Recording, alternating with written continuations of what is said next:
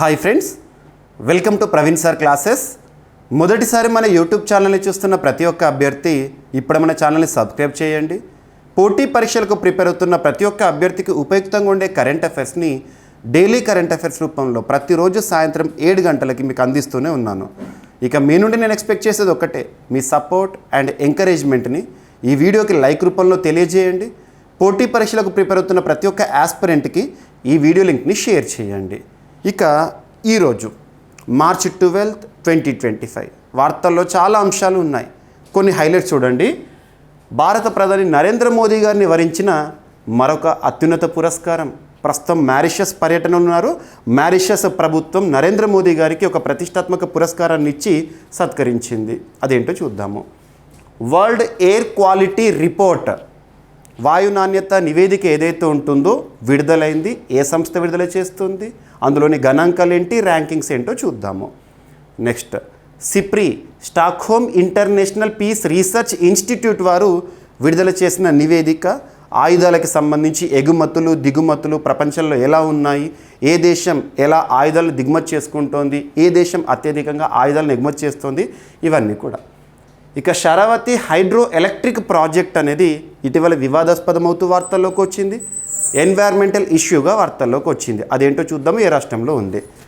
Next, Assam SAT వార్తలు నిలిచిన ఒక ఉపగ్రహం. భారతదేశంలో సొంత ఉపగ్రహంతో మొట్టమొదటి రాష్ట్రంగా అస్సాం రాష్ట్రం వార్తల్లోకి వచ్చింది.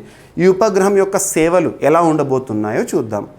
దీంతోపాటు క్రీడా సంబంధిత అంశాలే కానివ్వండి, మన రాష్ట్రానికి సంబంధించిన అంశాలు, ఏపీ తెలంగాణకి సంబంధించిన అంశాలు, ఎట్ ద సేమ్ టైం జాతీయ అంతర్జాతీయ అంశాలు, ఈచ్ అండ్ ఎవ్రీ టాపిక్ని ఇన్ డీటెయిల్గా డిస్కస్ చేద్దాము.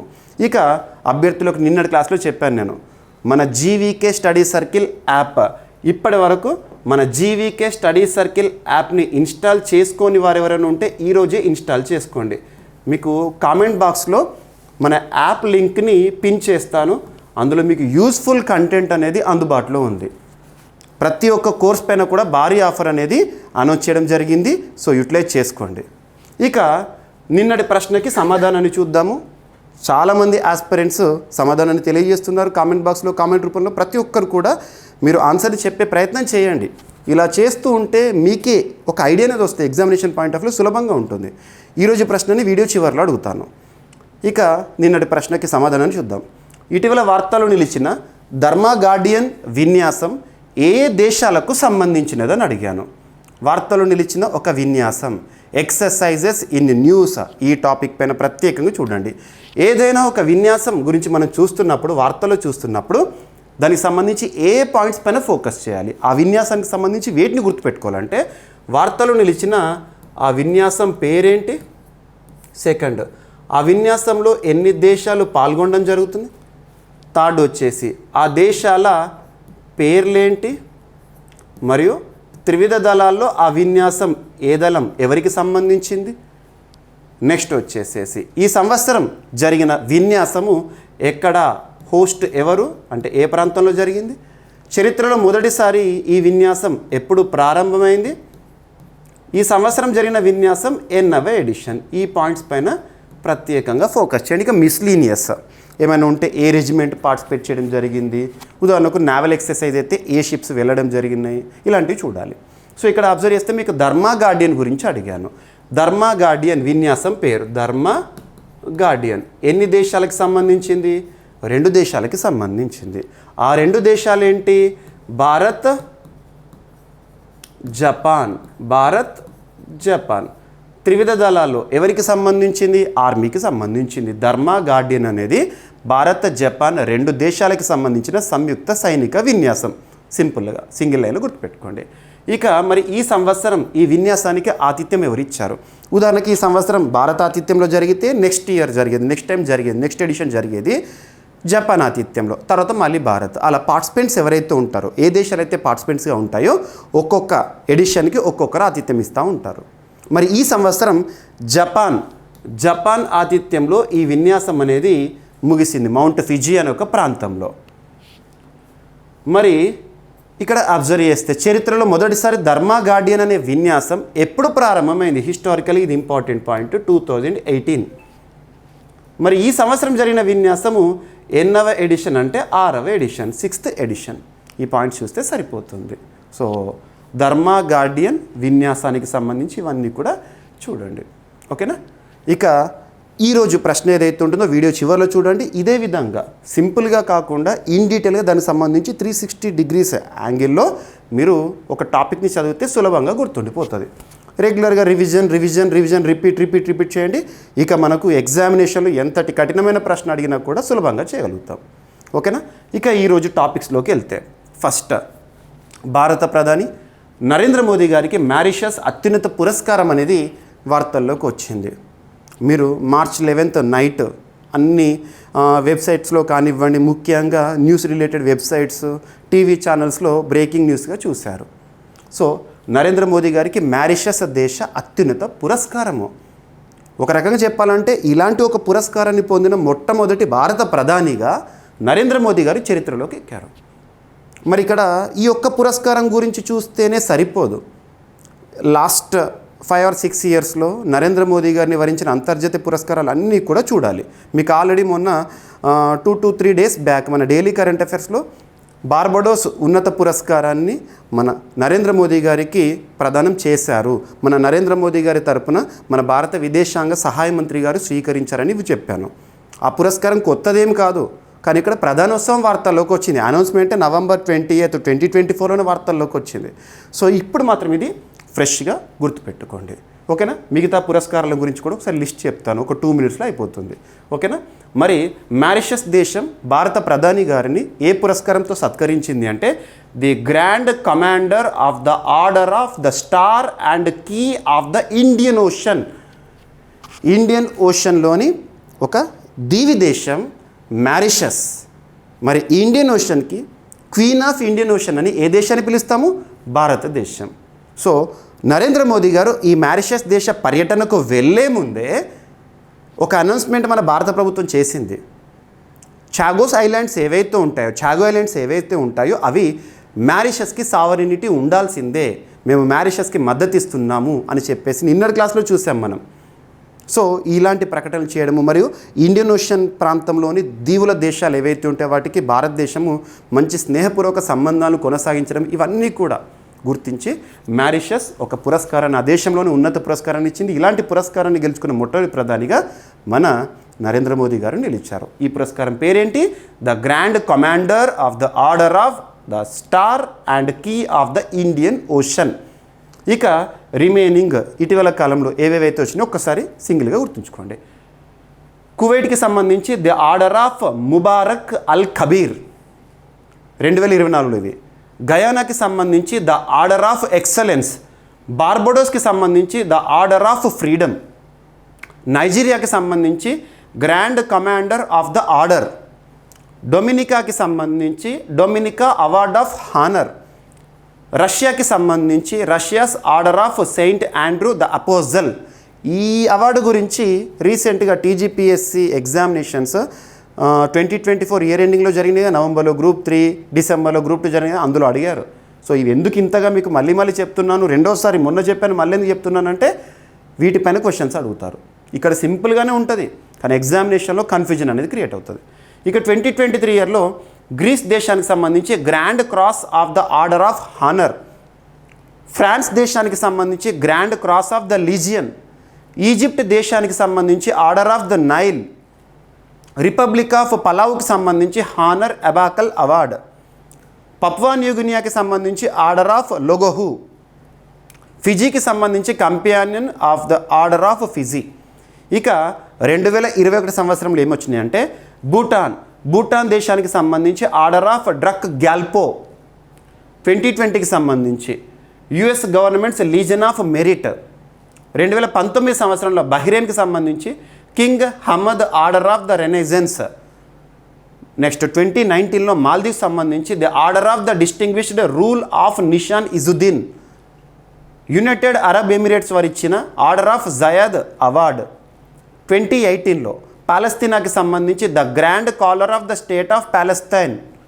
2016లో ఆఫ్ఘనిస్తాన్కి సంబంధించి the state of order of Ghazi Amir Amanullah Khan. Next 2016లో సౌదీ అరేబియాకి చెందిన order of king Abdul Aziz. So వీటితో పాటు కొన్ని ప్రతిష్టాత్మక పురస్కారాలు ఐక్యరాజ్య సమితి లేదా ఎర్త్ అవార్డు ఇలాంటివి కూడా మీకు మొన్నటి క్లాస్లో చెప్పాను, ఒకసారి చూడండి. మీకు 2 సార్లు ఈ టాపిక్ని రివిజన్ చేశాను, గుర్తుపెట్టుకునే ప్రయత్నం చేయండి. ఈరోజు టాపిక్ మాత్రం మ్యారిషస్కి సంబంధించి, ఓకేనా. సో నిన్నటి క్లాస్లో మ్యారిషస్కి సంబంధించి లొకేషన్ చూపించాను. సేమ్ మ్యారిషస్కి మోదీ గారు ఎందుకు వెళ్ళారు, ఆ దేశ నేషనల్ డే సెలబ్రేషన్స్, స్వాతంత్ర దినోత్సవ వేడుకలు. మ్యారిషస్కి స్వాతంత్రం ఎప్పుడు వచ్చింది, మార్చ్ 12 ఈ రోజు. సో మార్చ్ 12 1968 గుర్తుంచుకోండి. సో బ్రిటన్ నుండి స్వాతంత్రం పొందింది. మ్యారిషస్ ఎప్పుడు రిపబ్లిక్ కంట్రీగా నిలిచిందంటే 1992 నుండి. మ్యారిషస్కి సంబంధించి కొన్ని దీవుల సముదాయము చాగోస్ ఐలాండ్స్ ఏదైతే ఉంటుందో ఇప్పటికీ కూడా బ్రిటన్ ఆధ్వర్యంలోనే ఉంది. బ్రిటన్ కూడా యాక్సెప్ట్ చేసింది, చాగోస్ ఐలాండ్స్ని మీకు ఇచ్చేస్తాము, కానీ ఇందులోనే ఒక కీలకమైన, అమెరికాకి కూడా కీలకమైన డిగో గార్షియాని మాత్రం మీకు ఇచ్చే ప్రసక్తి లేదని చెప్పేసి బ్రిటన్ వాదిస్తోంది. ఇవన్నీ కూడా మనం చూసాము. ఇక మ్యారిషస్ దేశానికి సంబంధించి క్యాపిటల్ పోర్ట్ లూయిస్, కరెన్సీ వచ్చేసి మ్యారిషియన్ రూపీ, గుర్తుపెట్టుకోండి. ఇక మ్యారిషస్ పర్యటనకు వెళ్ళిన భారత ప్రధాని గారు ఆ దేశాధినేతలకు కొన్ని ప్రతిష్టాత్మక పురస్కారాలు, ఏవైతే పురస్కారాలు అంటే బహుమానాలు ఉంటాయి కదా, మన భారతదేశం నుండి కొన్ని చేతులతో తయారు చేసిన లేదా హస్తకళల గురించి కానివ్వండి, ఇటువంటివి ఇవ్వడం అనేది మనం ఆనవాయితీగా చూస్తాము. మరి మ్యారిషస్ దేశానికి సంబంధించి దేశాధినేతలకు ఏమి ఇచ్చారు ఒకసారి చూడండి. సో భారత ప్రధాని నరేంద్ర మోదీ గారు 2 రోజుల పర్యటన నిమిత్తం మ్యారిషస్ చేరుకున్నారు. ఈ సందర్భంగా మ్యారిషస్ ప్రభుత్వం మోదీకి దేశ అత్యున్నత పురస్కారాన్ని ప్రదానం చేసింది, అది చెప్పేశాను. మోదీ మ్యారిషస్ అధ్యక్షుడు ధరమ్ గోకుల్తో భేటీ అయ్యారు. గోకుల్ దంపతులకు మోదీ పవిత్ర గంగా జలాన్ని బహుమతిగా అందించారు. బీహార్కు చెందిన మిథిలా మఖానా రీసెంట్గా యూనియన్ బడ్జెట్ 2025-2026 ఆ బడ్జెట్ అంటే రానున్న బడ్జెట్, అమల్లోకి రానున్న బడ్జెట్, ఏప్రిల్ 1 నుండి అమల్లోకి రానున్న బడ్జెట్ని నిర్మలా సీతారామన్ గారు ఫిబ్రవరి 1 పార్లమెంట్లో ప్రవేశపెట్టారు కదా. ఆ బడ్జెట్ డాక్యుమెంట్ చూడండి. మీకు నేను CA 360లో బడ్జెట్ గురించి కంప్లీట్ ఇన్ఫర్మేషన్ ఇచ్చాను, ఎకనామిక్ సర్వే కానివ్వండి. సో అక్కడ బీహార్లో మఖానా బోర్డుని ఏర్పాటు చేస్తామని చెప్పేసి, బీహార్లో ముఖ్యంగా మిథిలా అనే ప్రాంతంలో మఖానా చాలా ఫేమస్, GI ట్యాగ్ కూడా ఉంది. సో ఆ మఖానాని ఇవ్వడం జరిగింది ఆ దేశ అధ్యక్షునికి. మరియు దంపతులకు పవిత్ర గంగా జలం, ఇటీవల మనం చూసాము పుష్కరాలు, ఓకేనా, గంగా జలాన్ని ఇచ్చారు. అండ్ మ్యారిషస్ దేశాధ్యక్షునికి మరియు బెనారస్ సిల్క్ చీర అధ్యక్షుడి సతీమణి గారికి ఇవ్వడం జరిగింది, ఓకేనా. ఎస్. ఇక second, SIPRI, Stockholm International Peace Research Institute. SIPRI మీరు రక్షణ రంగానికి సంబంధించి ఎక్కువగా వేటిపైన ఫోకస్ చేయాలంటే విన్యాసాలు, వార్తలు నిలుస్తున్న విన్యాసాలు, రక్షణ రంగ దిగుమతులకి సంబంధించి మన దేశం రక్షణ రంగ అవసరాలు తీర్చుకోవడంలో భాగంగా ఏ దేశంపైన ఆధారపడుతోంది, ఏ ఆయుధాలను దిగుమతి చేసుకుంటున్నాం. నెక్స్ట్ వచ్చేసి సిప్రి వంటి రిపోర్ట్స్, అంతర్జాతీయ స్థాయిలో రక్షణ రంగానికి సంబంధించి విడుదలవుతున్న నివేదికలు, Stockholm International Peace Research Institute reports, global fire index లాంటి సూచీలు కానివ్వండి, లేదంటే పూర్తి స్వదేశీ పరిజ్ఞానంతో మనం తయారు చేసుకుంటున్న ఆయుధ సంపత్తి గురించి, డిఫెన్స్ అక్విజిషన్ కౌన్సిల్ ఇటీవల వేటికి ఆమోదముద్ర వేస్తోంది, రక్షణ రంగానికి సంబంధించిన ఒప్పందాలు ఇటీవల ఏవి వార్తల్లోకి వచ్చినాయి, ఇటువంటివి చూడాలి, ఓకేనా. ఇక్కడ సిప్రి అని మీకు తరచూ చెప్తూ ఉంటాను, మీకు ఐడియా ఉంటుంది, ఎన్నిసార్లు అన్నానో మీకు తెలుసు. రక్షణ రంగం అనేది నేను సిప్రి అంటాను. సో సిప్రి రిపోర్ట్ అనేది వార్తల్లోకి వచ్చింది. దీనిపైన కమింగ్ ఎగ్జామినేషన్లో క్వశ్చన్స్ రావచ్చు. ఈ స్టాక్హోమ్, సిప్రి అంటే ఫుల్ ఫామ్ ఏంటంటే Stockholm International Peace Research Institute. Stockholm International Peace Research Institute. Stockholm keyword దొరికింది. స్టాక్హోమ్ అంటే ఏ దేశానికి సంబంధించింది, స్వీడన్ దేశానికి సంబంధించింది. మనం ఎవ్రీ ఇయర్ కూడా నోబెల్ పురస్కారాల ప్రకటనప్పుడు వార్తల్లో వింటూ ఉంటాము, ఓకేనా. స్టాక్హోమ్ స్వీడన్ దేశానికి చెందిన స్టాక్హోమ్ కేంద్రంగా పనిచేస్తున్న ఒక సంస్థ సిప్రి. వారు ప్రపంచవ్యాప్తంగా ఆయుధ రంగానికి సంబంధించి, సైనికులకు సంబంధించి లేదా అణ్వాయుధాలకు సంబంధించి కూడా నివేదికలు రిలీజ్ చేస్తారు. ఇక్కడ వీళ్ళు రిపోర్ట్ ఏదైతే ఉంటుందో 2020-24 మధ్య కాలాన్ని ఆధారంగా తీసుకున్నారు.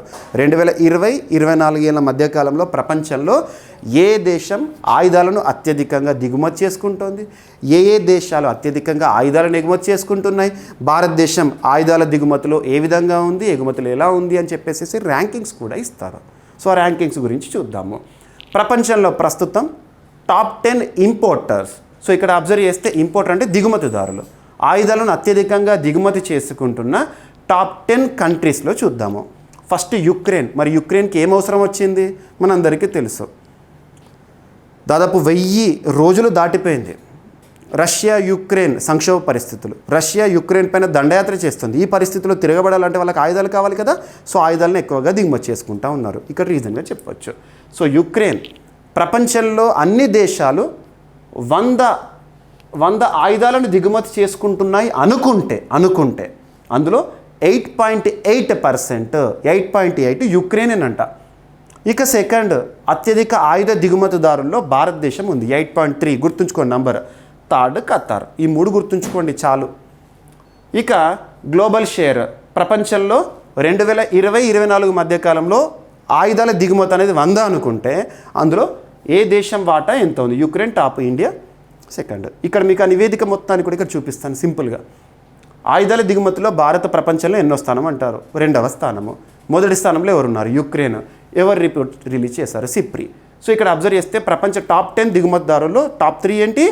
Ukraine, Bharat, Qatar. మరి ఎగుమతులు, ఆయుధాలను ఎగుమతి చేస్తున్న దేశాలు కనుక పరిశీలిస్తే మొదటి స్థానంలో అమెరికా. ప్రపంచ ఆయుధ ఎగుమతుల్లో 43% from America only. Second France 9.6%. Next third Russia. ఇవి గుర్తుపెట్టుకోండి, ఓకేనా? మరి యుక్రెయిన్ ఏ దేశం నుండి ఎలా దిగుమతి చేసుకుంటుంది? ఇది మనకు అవసరం లేదు ఎగ్జామినేషన్ పాయింట్ ఆఫ్ వ్యూలో. మరి భారత్ ఏ దేశం నుండి ఎలా దిగుమతి చేసుకుంటుందంటే రష్యా నుండి 38%. ఉదాహరణకు మనం 100 ఆయుధాలను వివిధ దేశాల నుండి దిగుమతి చేసుకుంటున్నాం అంటే 100లో 38 ఎక్కడి నుండి? రష్యా నుండి. ఇప్పటికి కూడా భారతదేశానికి largest partner in case of defence ఎవరు? రష్యా నుండే 100 ఆయుధాలు దిగుమతి చేసుకుంటే 38 రష్యా నుండే వస్తున్నాయి, ఓకేనా? నెక్స్ట్ సెకండ్ ఫ్రాన్స్, గుర్తుపెట్టుకోండి, ఓకేనా? అమెరికా ఎగుమతులు 21% పెరిగినాయి. ఆ దేశం యుక్రెయిన్ సహా 107 దేశాలకు ఆయుధాలు ఎగుమతి చేస్తుంది, గుర్తుపెట్టుకోండి, ఓకేనా?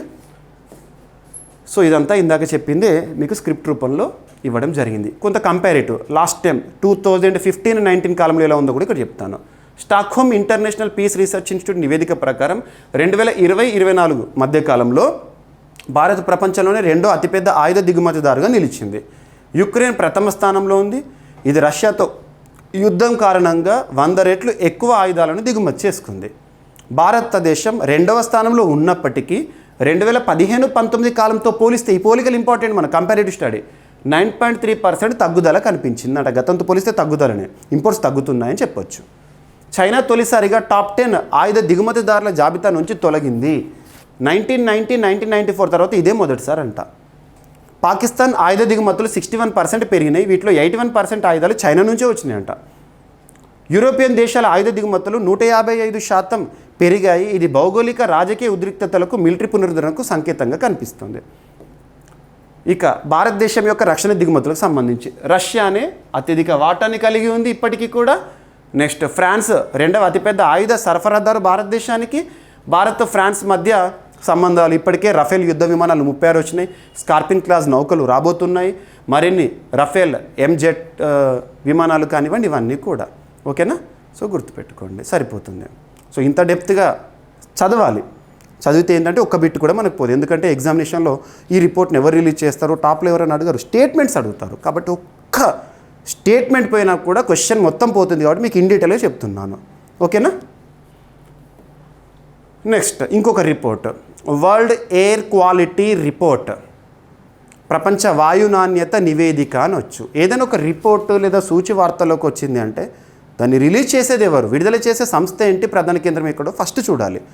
వరల్డ్ ఎయిర్ క్వాలిటీ రిపోర్ట్ని ఐక్యూ ఎయిర్ అనే ఒక సంస్థ రిలీజ్ చేస్తుంది. ఐక్యూ ఎయిర్ ప్రతి ఏటా కూడా చూస్తూ ఉంటాం, ఈ సంస్థ గురించి వింటూ ఉంటాము. వాయు నాణ్యత పైన రిపోర్ట్లు ఇస్తుంది. మరి ఎక్కడ ఉంది ఈ సంస్థ అంటే స్విట్జర్లాండ్ కేంద్రంగా పనిచేస్తుంది. స్విట్జర్లాండ్, ఓకేనా? స్విట్జర్లాండ్ కేంద్రంగా పనిచేస్తున్న సంస్థ నిన్నటి రోజున రిలీజ్ చేశారు. 2024 సంవత్సరానికి సంబంధించి 2025 మార్చిలో రిలీజ్ అయింది. ఇందులో ప్రపంచంలో అత్యంత కాలుష్యభరిత దేశాలను కనుక తీసుకుంటే, కాలుష్య దేశాలను తీసుకుంటే భారత్ 5వ స్థానంలో ఉందంట. ప్రపంచ వాయు కాలుష్య రాజధానిగా ఇప్పటికీ కూడా మన దేశ రాజధాని ఢిల్లీయే కొనసాగుతోంది. ఇక టాప్ 20 మోస్ట్ పొల్యూటెడ్ సిటీస్ వరల్డ్లో ఏవైతే ఉంటాయో, మోస్ట్ పొల్యూటెడ్ సిటీస్, అందులో భారతదేశం నుండే 13 ఉన్నాయంట. న్యూస్ పేపర్స్లో 12 అని రాశారు, అది 13, గుర్తుపెట్టుకోండి. సో ఈ విధంగా ఈ రిపోర్ట్ అనేది మనకు చెప్తున్న గణాంకాలు. ఇక మీకు పిఎం పర్టిక్యులర్ మ్యాటర్ అంటాము. PM 2.5, PM 5, ఇలా వింటూ ఉంటారు PM2.5 PM5 PM10 అని చెప్పేసి. ఇది సైజు, పరమాణు యొక్క సైజు, ఆ పార్టిక్యులేట్ యొక్క సైజు. PM10 డేంజరా 2.5 డేంజరా అంటే 2.5 డేంజర్. ఎందుకంటే కంటికి కూడా కనిపించని సూక్ష్మాతి సూక్ష్మమైన దుమ్ము ధూళికణాలు నేరుగా మన రెస్పిరేటరీ ట్రాక్ట్ పైన ఇంపాక్ట్ చూపిస్తాయి. గుర్తుపెట్టుకోండి. ఈ PM2.5 ప్రపంచవ్యాప్తంగా పెరుగుతున్నాడు. ప్రస్తుతం ప్రపంచమంతా కూడా కాలుష్య కూరలో చిక్కుకుపోయింది అని ఈ నివేదిక చెప్తుంది. ఓకేనా? సో ఇక్కడ చూడండి, ప్రపంచంలో అత్యంత వాయు కాలుష్యంతో కూడిన టాప్ 20 నగరాల జాబితాలో 13 నగరాలు భారతదేశం నుంచే ఉండడం ఆందోళనకరం. స్విట్జర్లాండ్కి చెందిన air quality monitoring company IQ-Air అనే సంస్థ రూపొందించిన the world air quality report 2024 ప్రకారం ప్రపంచంలో భారతదేశం 5వ అత్యంత కాలుష్యపూరిత దేశంగా నిలుస్తోంది. అస్సాంలో, ఇక మన భారతదేశంలో నగరాల పేర్లు గుర్తుంచుకోండి, ఇవన్నీ కూడా మోస్ట్ పొల్యూటెడ్ సిటీస్ వరల్డ్లోనే గుర్తింపు పొందినాయి. మంచి విషయంతో కాదు, పొల్యూటెడ్గా. అస్సాంలోని బైర్న్హాట్ అత్యంత కాలుష్య ప్రభావిత నగరంగా మొదటి స్థానంలో ఉంది. ఢిల్లీ, పంజాబ్లోని ముల్లన్పూర్, ఫరీదాబాద్, ఘజియాబాద్, న్యూఢిల్లీ, గురుగ్రామ్, గంగానగర్, గ్రేటర్ నోయిడా, భివాడి, ముజఫర్నగర్ అండ్ హనుమాన్గఢ్, నోయిడా ఈ జాబితాలో ఉన్నాయి. ప్రపంచంలో అత్యంత కాలుష్యపూరిత రాజధానిగా మరొకసారి ఢిల్లీ మొదటి స్థానంలో ఉంది. 2023లో భారతదేశం 3వ అత్యంత కాలుష్య దేశంగా ఉండగా 2024 5వ స్థానానికి చేరుకుంది. సో మంచిదే. లాస్ట్ టైం ఇంకా టాప్ 3లో ఉంది మోస్ట్ పొల్యూటెడ్ కంట్రీస్లో, ఇప్పుడు 5కి వచ్చింది. బెటర్. ఈ సంవత్సరం మోస్ట్ పొల్యూటెడ్ కంట్రీస్ని చూస్తే first Chad, second Congo, Bangladesh, Pakistan 4 అయిపోయిన తర్వాత 5th భారతదేశం. గుర్తుపెట్టుకోండి, వస్తాయి నివేదికలపైన క్వశ్చన్స్ వస్తాయి. ఓకేనా? ఇదొకటి మనకి ఇంపార్టెంట్. అండ్ ఇంకొకటి, ఇంగ్లీష్ మీడియం ఆస్పిరెంట్స్ అడుగుతున్నారు, మీకు ఇక్కడ తెలుగులో స్లైడ్ చూపించి ఎక్స్ప్లెనేషన్ చెప్తున్నాను, మళ్ళీ ఇంగ్లీష్ చూపిస్తే ఇప్పటికే చాలామంది ఆస్పిరెంట్స్ టైం చాలా పెరుగుతుంది, 40 minutes, 45 minutes, 50 minutes, 35 minutes వద్దు, తగ్గించండి టైం అంటున్నారు. కానీ ఇక్కడ తగ్గించడమా పెంచడమా సమస్య కాదు, టాపిక్స్ని మీకు ఎగ్జామినేషన్ పాయింట్ ఆఫ్ వ్యూలో కవర్ చేస్తున్నాను, అది ఇంపార్టెంట్. కొంత టైం ఎక్కువైనప్పుడు ఓపికగా చూడండి, తక్కువైనప్పుడు ఆ రోజు టాపిక్స్ తక్కువగా ఉండడం వల్ల తక్కువగా ఉందని భావించవచ్చు. ఓకేనా? మళ్ళీ ఇక్కడ నేను ఇంగ్లీష్ స్లైడ్ కూడా ఎక్స్ప్లెయిన్ చేశాను అనుకోండి, ఇప్పుడు 40 minutes కాస్త 80 minutesకి వస్తుంది, కాబట్టి ఇబ్బందికరంగా ఉంటుంది. ఇంగ్లీష్ మీడియం ఆస్పిరెంట్స్ కంటెంట్ ఏదైతే ఎక్స్ప్లెనేషన్ ఉంటుందో వినండి. మీకు స్లైడ్సే కాదు, మీకు మంత్లీ మ్యాగజిన్ కూడా నేను CA 360 ఇస్తున్నాను. తెలుగు మీడియం ఆస్పిరెంట్స్కి, ఇంగ్లీష్ మీడియం ఆస్పిరెంట్స్కి మంత్లీ మ్యాగజిన్ నేను CA 360 అనేది వాస్తవానికి ఇండియాలోనే నెంబర్ 1 కోర్స్. ఎందుకంటే వీడియో రూపంలో క్లాసెస్, ఆ క్లాస్లో చెప్పిన కంటెంట్ PDF రూపంలో, కరెంట్ అఫైర్స్ని సైంటిఫిక్ అప్రోచ్లో ఇస్తున్నాను. Each and every topic subject link చేస్తూ polity, economy, geography, history, science and technology, environment, అలా కరెంట్ అఫైర్స్ 20 segmentsగా ఎక్స్ప్లెయిన్ చేస్తున్నాను. Every 15 days current affairs compile చేస్తూ. ఓకేనా? మనకు ఒక్కరోజే ఇన్ని టాపిక్స్ ఉన్నాయంటే 15 daysకి ఎలా ఉంటుంది, వాటిని సబ్జెక్ట్ వైజ్ లింక్ చేసుకుంటే ఇక కరెంట్ అఫైర్స్ సింగిల్ సబ్జెక్ట్ కదా, అన్ని సబ్జెక్ట్స్ కవర్ అయ్యే విధంగా ఉండాలి. అలా చదవండి. మీకు ఒక్కసారి చూడండి, మన యాప్ ఇన్స్టాల్ చేసుకోండి, కామెంట్ బాక్స్లో లింక్ పెట్టాను, యాప్ లింక్. సో ఇన్స్టాల్ చేసుకొని అక్కడ మీకు ఎలా కంటెంట్ ఉందో చూడవచ్చు, ఏమేమి కంటెంట్ చెప్తున్నాను. ఓకేనా? నెక్స్ట్, ఇక మైనారిటీలకు సంబంధించి మైనారిటీలో ముస్లిమ్స్ చాలామంది అనుకుంటారు మైనారిటీస్ అనగానే ముస్లిమ్స్ అని చెప్పేసి. మైనారిటీస్ అనేది ముస్లిమ్స్కి సినోనిమ్ కాదు. మైనారిటీల్లో ఒక వర్గం ముస్లిమ్స్. భారతదేశంలో గుర్తింపు పొందిన మైనారిటీలు 6. అత్యధికంగా ఉన్న జనాభా Hindu population. According to 2011 around 80% Hindus ఉన్నారు భారతదేశంలో. మిగతా 20 ఉన్నారు కదా పర్సెంట్, వాళ్ళందరూ కూడా మైనారిటీలుగా గుర్తింపు పొందారు. మరి మైనారిటీల్లో మెజారిటీలు ముస్లిమ్స్. సో మైనారిటీలు భారతదేశంలో ఏంటి గుర్తింపు పొందినవి? ముస్లిమ్స్, క్రిస్టియన్స్, సిక్, బౌద్ధ, పార్సీ, జొరాస్ట్రియన్స్. సో వీళ్ళు మైనారిటీలు. మైనారిటీలకు సంబంధించి భారతదేశంలో అత్యున్నతమైన రాజ్యాంగంలో 2 ఆర్టికల్స్ గుర్తుంచుకోవాలి మీరు.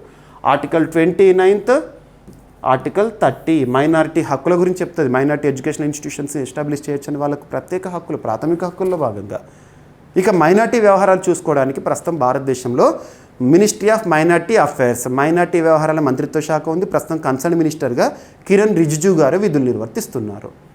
మరి రీసెంట్గా ప్రస్తుతం పార్లమెంట్ సమావేశాలు జరుగుతున్నాయి కదా, పార్లమెంట్ సమావేశాల్లో ముస్లింలకు సంబంధించి అక్షరాస్యత భారతదేశంలో పెరుగుదల కనిపిస్తోందని గణాంకాలు చెప్పారు 2011 సెన్సస్ కంపేర్ చేస్తూ. సో ఇక్కడ ఈ పాయింట్ చూద్దాము. భారతదేశంలోని ముస్లింలలో అక్షరాస్యత రేటు గత దశాబ్ద కాలంలో 9.4% పెరిగిందంట.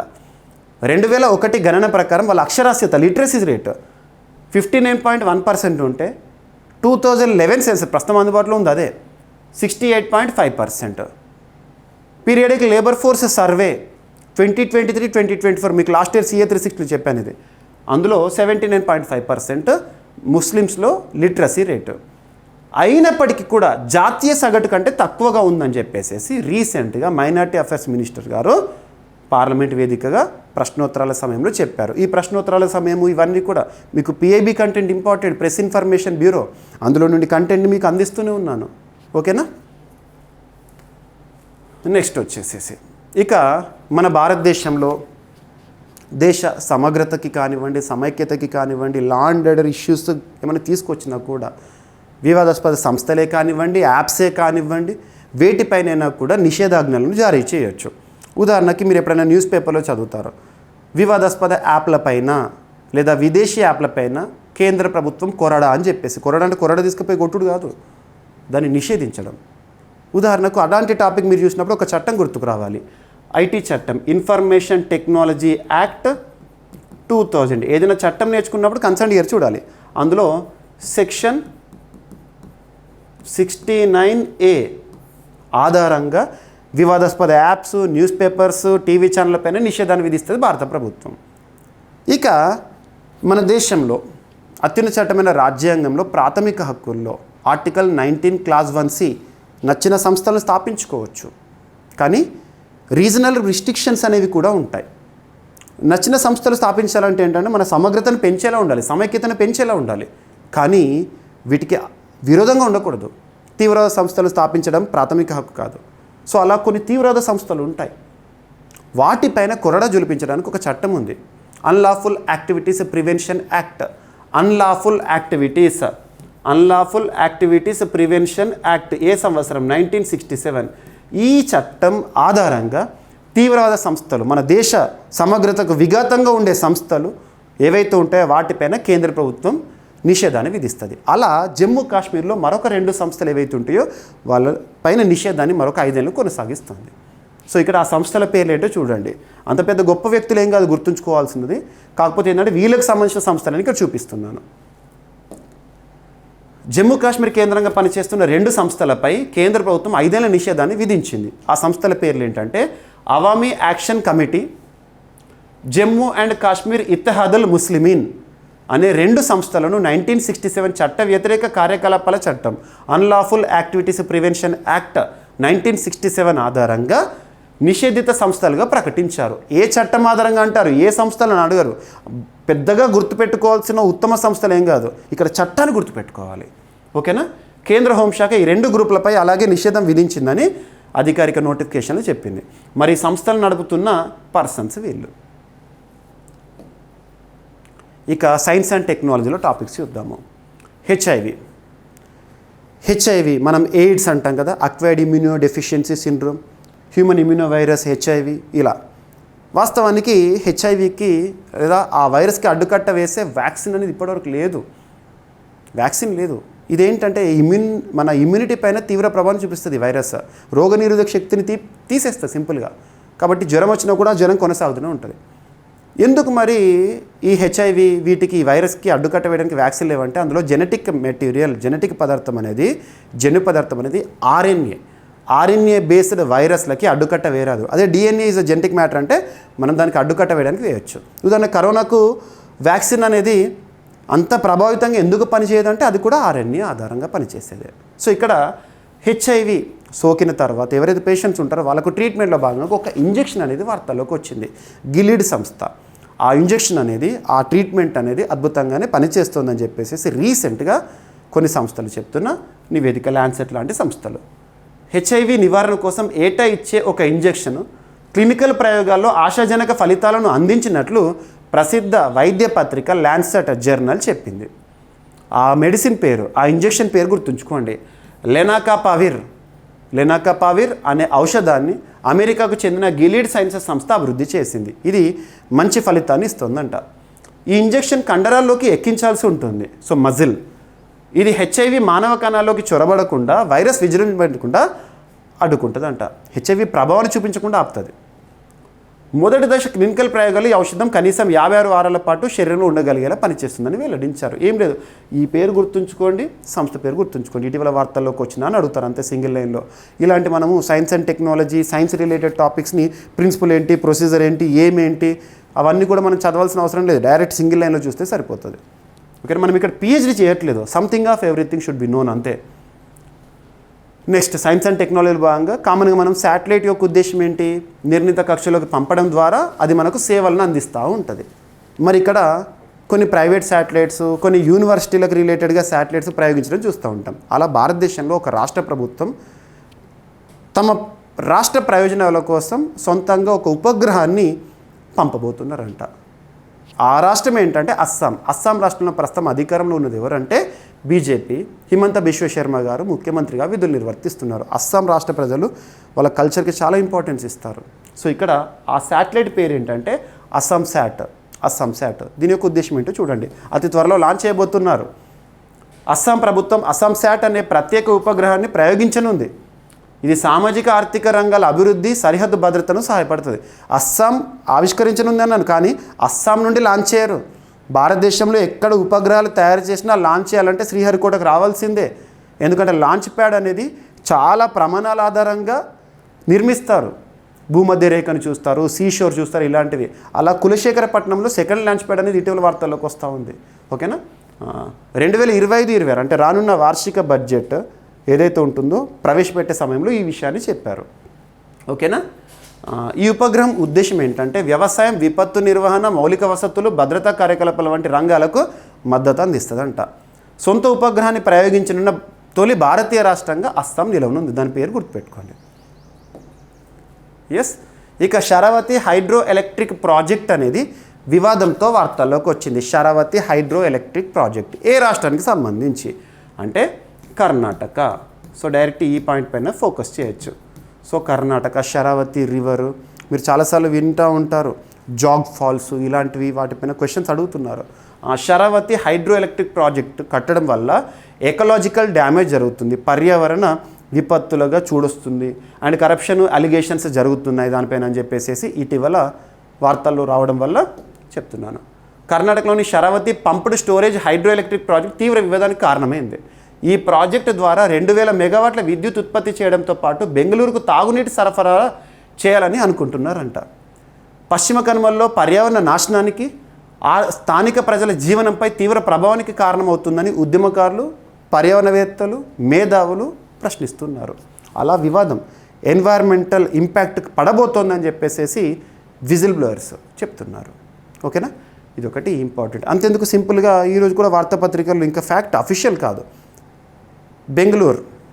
బెంగళూరులో జరగబోయే మ్యాచ్ ఏదైతే చిన్నస్వామి అంటాం కదా, సో అక్కడ జరగబోయే ఐపీఎల్ మ్యాచ్లు ఏవైతుంటే ఐపీఎల్ మ్యాచ్లను కూడా తరలించే అవకాశాలు కనబడుతున్నాయి అంటున్నారు. ఎందుకు అక్కడ లాస్ట్ సమ్మర్లో కూడా చూసాము, తాగడానికి కూడా నీటి సమస్యలను ఎదుర్కొంటున్నారు. ఇలాంటి పరిస్థితులు కూడా వార్తలు.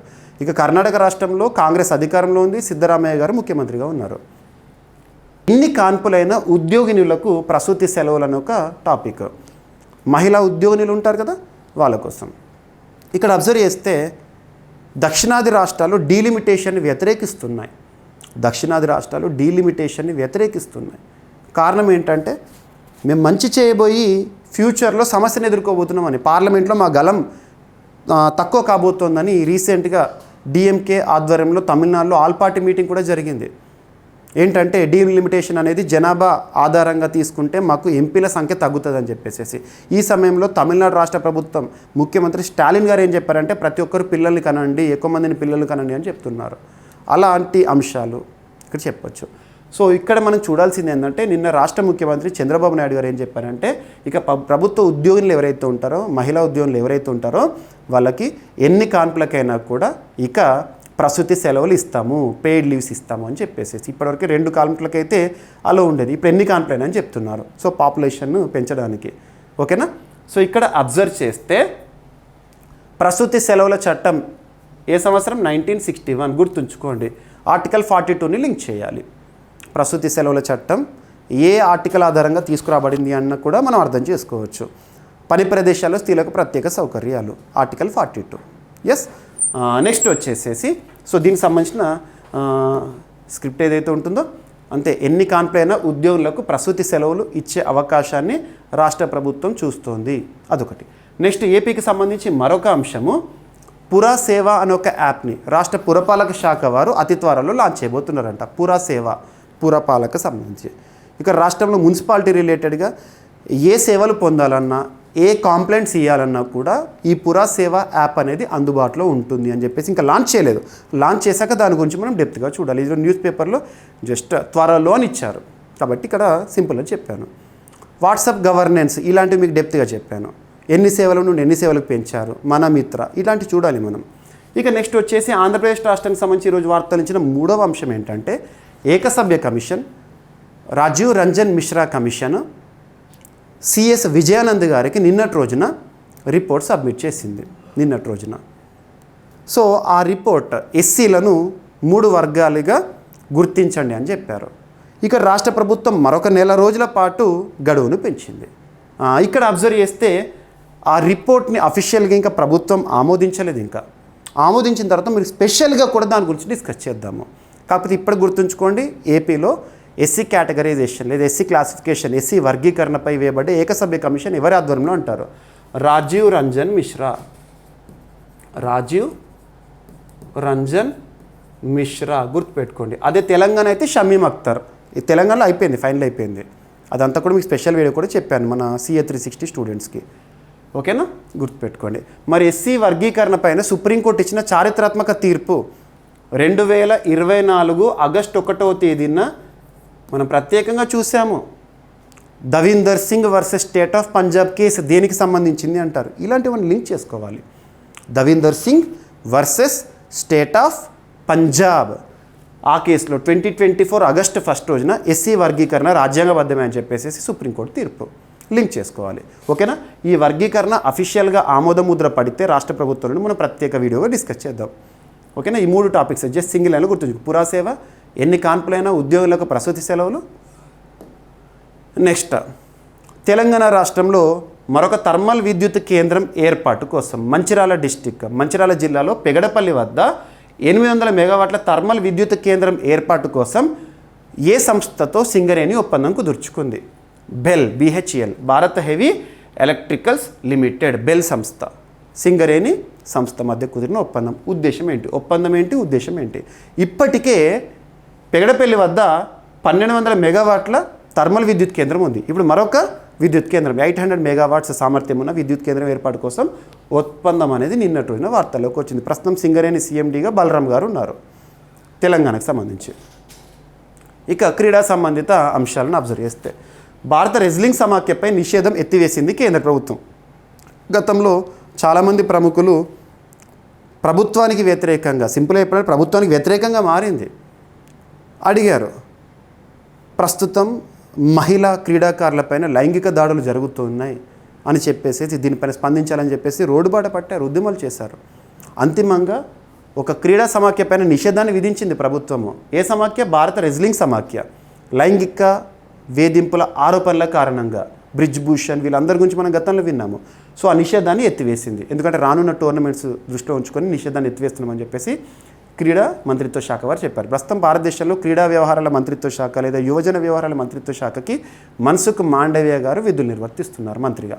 సో ఇక్కడ చూడండి, భారత రెజ్లింగ్ సమాఖ్యపై గత కొన్ని నెలలుగా అమల్లో ఉన్న నిషేధాన్ని కేంద్ర క్రీడా మంత్రిత్వ శాఖ ఎత్తివేసింది.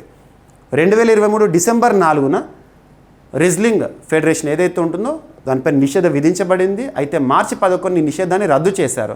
ఈనాళ్ళు WFI కార్యకలాపాలను అడ్హక్ కమిటీ పర్యవేక్షించింది. దేశీయంగా రెజ్లింగ్ పోటీల నిర్వహణ, అంతర్జాతీయ పోటీలకు భారత జట్ల ఎంపిక కోసం కేంద్రం ఈ నిర్ణయం తీసుకుంది. ఆసియన్ రెజ్లింగ్ ఛాంపియన్షిప్ సమీపిస్తున్న వేళ ఈ నిర్ణయం తీసుకుందంట. ఇక లైంగిక వేధింపుల ఆరోపణల కారణంగా పదవి నుంచి తప్పుకున్న మాజీ అధ్యక్షుడు బ్రిజ్భూషణ్ సింగ్ స్థానం కోసం ఎన్నికలు జరిగాయి గత సంవత్సరం. అతని అనుచరుడు సంజయ్ సింగ్ గెలవడంతో పాలకవర్గం ఆమోదయోగ్యమైన విధంగా వ్యవహరించకపోవడంతో నిషేధాన్ని విధించారు. ఇప్పుడు ప్రస్తుతం ఉన్న పరిస్థితుల్లో ఈ సమాఖ్య పైన నిషేధాన్ని ఎత్తివేశారంట, గుర్తుపెట్టుకోండి.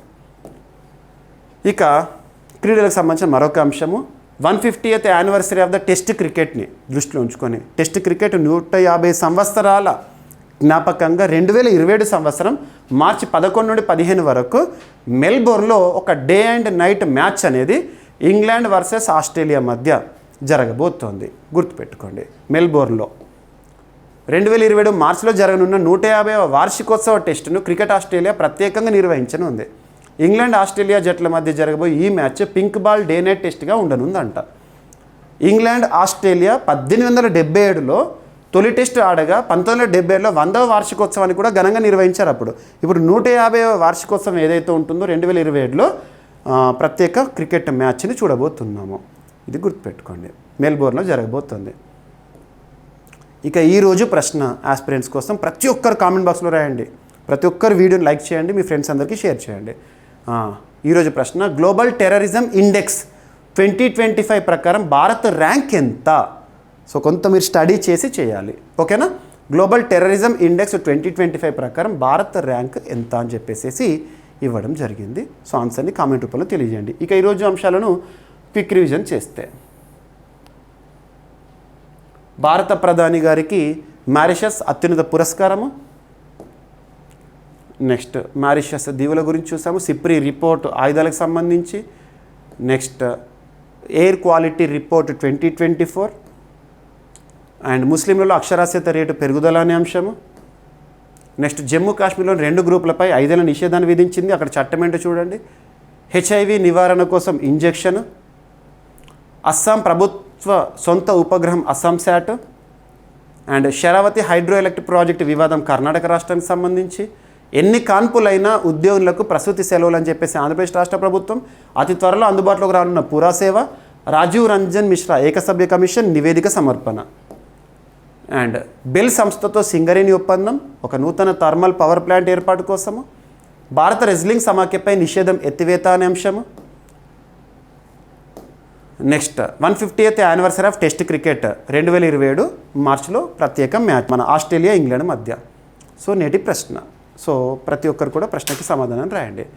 ఇక రేపటి క్లాస్లో మళ్ళీ డిస్కస్ చేద్దాం. రేపు కలుద్దాం. Thank you.